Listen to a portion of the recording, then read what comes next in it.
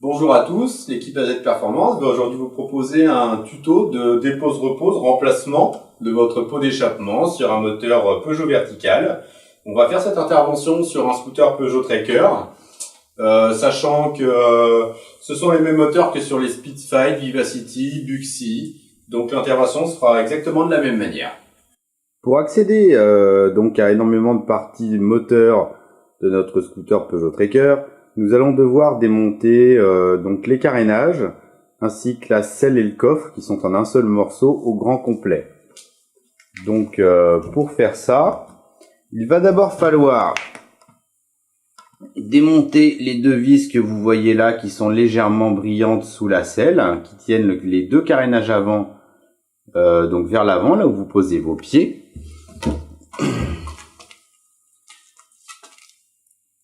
Il va aussi falloir démonter la vis de carénage qui se trouve ici. Une fois que vous aurez enlevé les deux vis avant qui sont là-bas, plus la vis qui se trouve ici, chacun des deux carénages s'enlèvera.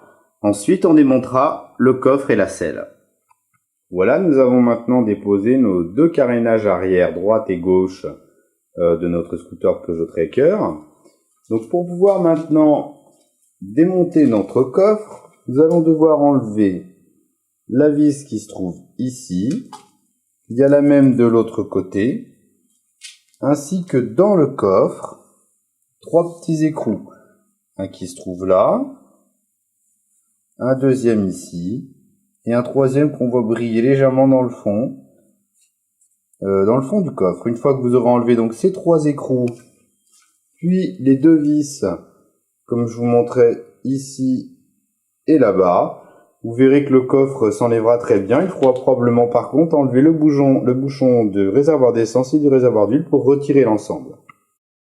Voilà, maintenant que nous avons retiré donc notre ensemble coffre et selle complet, voilà à quoi nous avons affaire. Donc on va zoomer un petit peu. Vous trouvez donc ici votre pot d'échappement qui vient se terminer ici, qui vient se fixer sur le cylindre. Vous voyez également le cache-cylindre en plastique, l'antiparasite. Ce que vous voyez là, c'est donc une partie de la boîte à air, donc là elle est complètement d'origine, et votre carburateur ici. Pour démonter notre pot d'échappement, nous allons commencer par desserrer cet écrou de 10 qui se trouve ici, et un deuxième que l'on ne peut pas voir avec la caméra ici, mais qui se trouve juste là, qui est caché. Pour le démonter, nous allons avoir besoin d'utiliser donc soit une clé à pipe de 10, bon pour celui-là une clé plate de 10 suffira, mais pour aller accéder à l'écrou qui est là-bas, une clé à pipe de 10 sera nécessaire, ou un cliquet donc avec une petite rallonge et une douille de 10. Donc c'est maintenant ce que nous allons faire, on va donc démonter notre pot d'échappement, on va déjà le desserrer côté cylindre. On va commencer par desserrer la vis du haut. Voilà. Puis dans un second temps, la vis du bas. On voit qu'on y accède bien avec un petit cliquet, une petite rallonge et une douille de 10.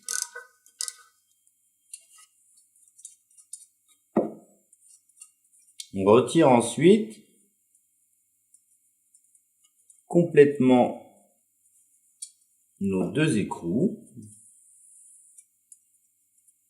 Et on va pouvoir ensuite desserrer les deux vis qui tiennent notre pot d'échappement et notre carter moteur. Pour continuer à démonter notre pot d'échappement, maintenant que nous avons démonté nos deux écrous de cylindre, il va falloir enlever la vis qui se trouve ici et une deuxième qui est identique qui se trouve en dessous. On va faire un petit zoom sur la vis du haut pour que vous voyiez bien où elle se trouve. Voilà, il s'agit de cette vis-là et d'une deuxième que l'on n'aperçoit pas ici qui est donc cachée légèrement derrière. Donc pour pouvoir démonter ces deux vis-là, là en l'occurrence ce sont donc des vis CHC ou BTR. Il va donc nous falloir une clé à laine de 6 puisque c'est du M8. Ou alors un cliquet avec une rallonge et l'embout à laine de 6. Voilà. On desserre la vis, mais on ne la retire pas complètement. On desserre ensuite la deuxième vis. Dès qu'elle est desserrée, on voit que le pot d'échappement commence à bouger.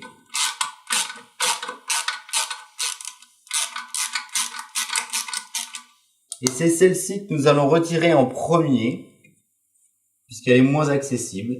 Et on enlèvera celle du haut qui est beaucoup plus visible en deuxième pour sortir le pot d'échappement. Donc il faut tenir notre pot d'échappement en même temps qu'on en enlève la vis du haut, afin que celui-ci tout simplement ne tombe pas.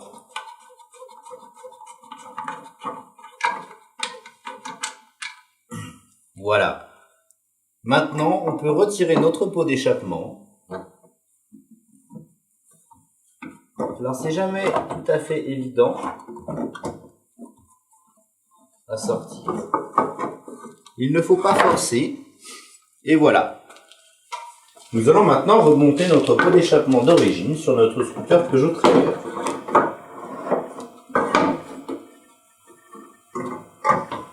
Bien entendu, avant de remonter votre pot d'échappement, vous aurez au préalable soit remplacé votre joint de pot d'échappement par un joint de pot d'échappement neuf, soit vous aurez laissé celui qui était en place d'origine. Comme vous venez de le voir, vous ne mettez dans un premier temps qu'une seule vis et vous allez ensuite passer au côté échappement où vous allez monter les deux premiers écrous.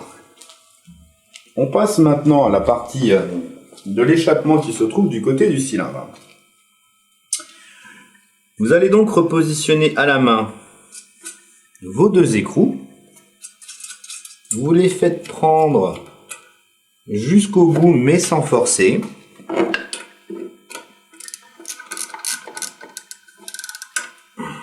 Voilà. Il faut que votre échappement puisse encore bouger à l'arrière lorsque vous aurez positionné ces deux écrous, car vous allez devoir maintenant positionner la deuxième vis qui se trouve sur le carter moteur. En faisant bouger légèrement votre pot d'échappement, vous positionnez votre deuxième vis qui permettra donc de fixer votre pot d'échappement au carter moteur. Vous ne la bloquez pas non plus complètement de façon à ce que votre pot d'échappement bouge encore légèrement. Et maintenant seulement nous allons serrer nos deux écrous de cylindre. Désormais nous pouvons finir de serrer nos deux écrous de fixation de notre pot d'échappement à notre cylindre. Vous les bloquez.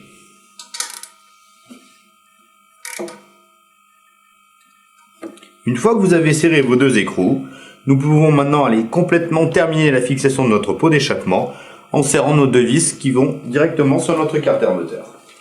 Voilà. Nous allons donc maintenant finaliser le serrage de notre pot d'échappement. Je rappelle que les deux vis de carter se serrent avec une clé Allen de 6 ou comme nous, équipée d'un cliquet, d'une rallonge et d'un embout Allen de 6. Et voilà, vous avez maintenant complètement terminé de remonter votre pot d'échappement. Maintenant, nous allons remettre en place donc notre ensemble selle et coffre. Vous le repositionnez délicatement. Vous maintenez le caoutchouc du réservoir d'huile.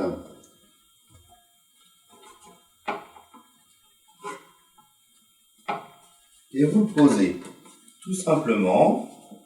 Vous contrôlez que les tiges filetées sur lesquelles vous avez posé vos trois écrous dans le coffre sont bien en place. Et que vous vous trouvez également en face des petits cubes sur lesquels vous allez mettre les vis. Et une fois que vous êtes prêt, vous positionnez vos vis. Maintenant que le coffre et la selle sont en place, nous allons tout simplement repositionner nos trois petits écrous de 10 qui permettent donc de tenir l'ensemble coffre et selle. Vous en avez donc un ici et un troisième dans le fond.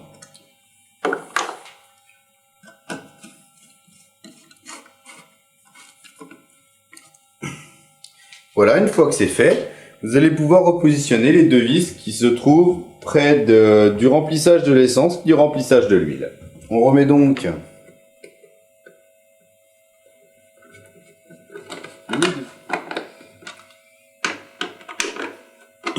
Une fois que vous avez remis vos deux vis, vous pouvez donc maintenant reposer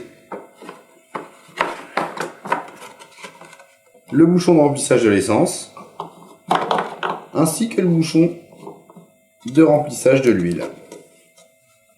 Après, vous pouvez reposer vos deux carénages arrière droit et arrière gauche. Vous replacez donc votre carénage arrière gauche en premier.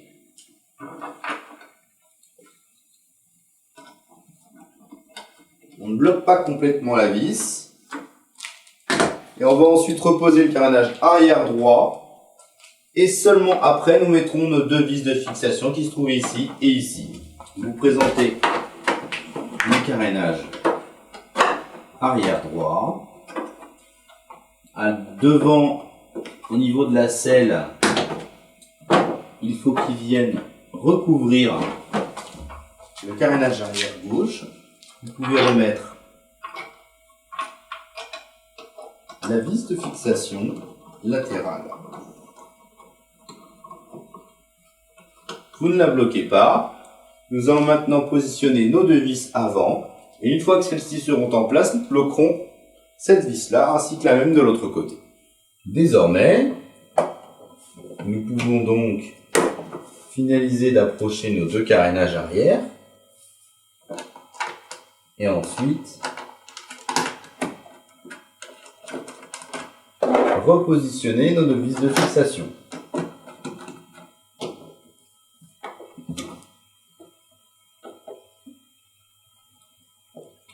Voilà, une fois que c'est fait, comme je le disais tout à l'heure, il ne vous reste plus qu'à serrer les vis latérales que nous avons présentées juste avant, de chaque côté, et vous avez complètement fini de remonter vos carénages.